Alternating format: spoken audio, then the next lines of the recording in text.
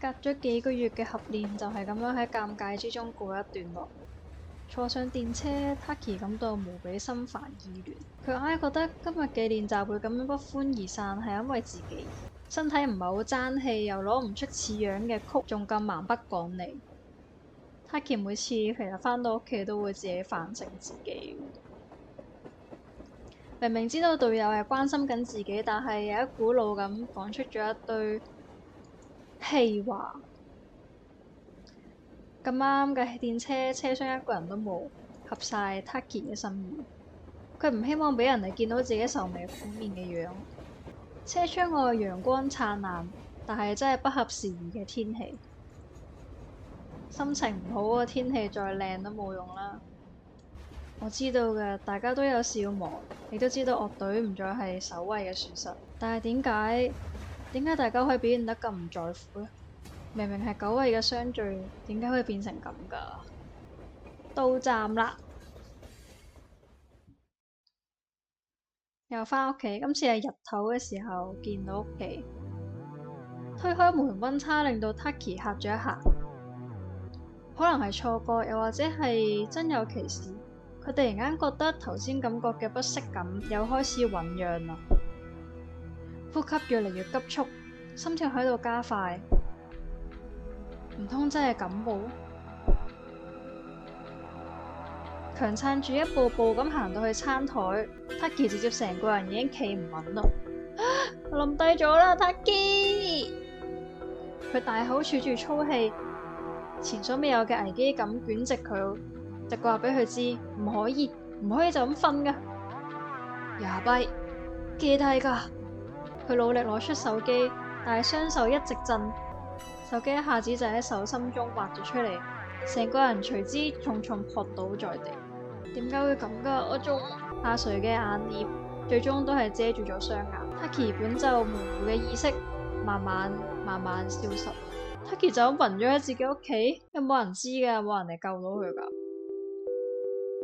喺大海突然間，好似係一個長達一生嘅漫長嘅夢。自己嘅人生被一種超脫於客觀視覺之外嘅視覺，即係上帝視覺，由熟知嘅過去到未知嘅未來循環住，不停咁流動。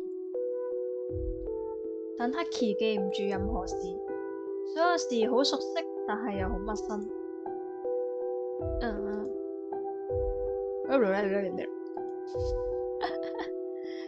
成個身都充斥住兒時發高燒嘅疼痛，記憶嘅激流喺眼前流過。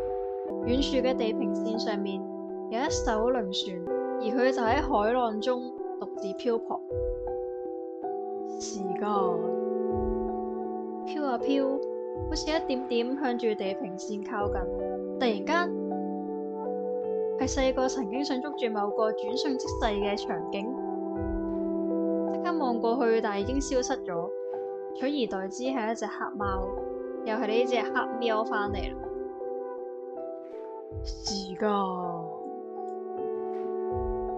佢嘅嘴唇喺度喐，但係聽唔到聲。Taki 終於知道佢講咩啦。時間已經唔多啦。哇！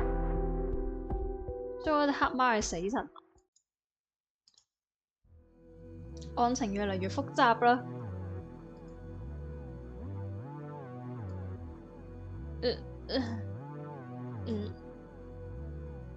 身體依然好虛弱，應該係出完一身大汗，但係疼痛的確消失咗喎。我瞓咗幾耐呀？一起身，全身嘅關節都傳嚟悲鳴，所以原來嗰次捱夜之後，個身體悲鳴可能唔單止係個姿勢唔好，已經就嚟8點啦，係24小時制嘅8點，瞓咗差唔多一日。Taki 即刻打開手機螢幕，日期嘅數字宣告住事實，時間完全浪費晒。天色好暗，出面似乎喺度落緊大雨，但唔知點解突然間咩聲都冇晒。保持住呢個姿態，Taki 嘅心情簡直跌到落谷底。但係佢突然間發現地板上有幾個圈係刺眼嘅紅色。Taki 慌亂咁企起身，揞住個鼻，衝咗入廁所，流鼻血。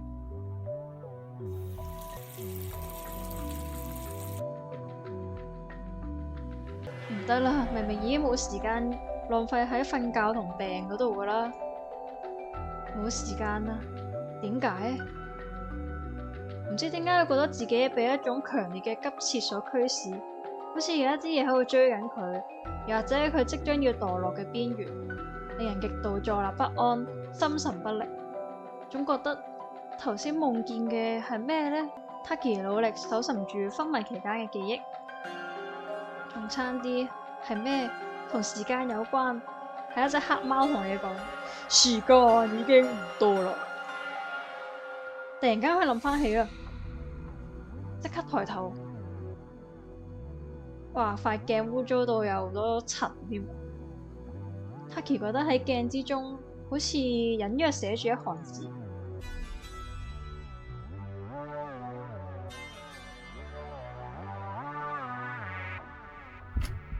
哦，恐怖片。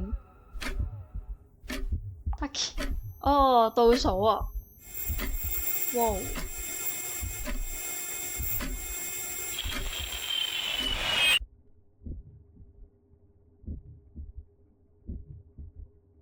係幾多個小時？240個小時。Taki 撲向前邊嘔。第二章完結。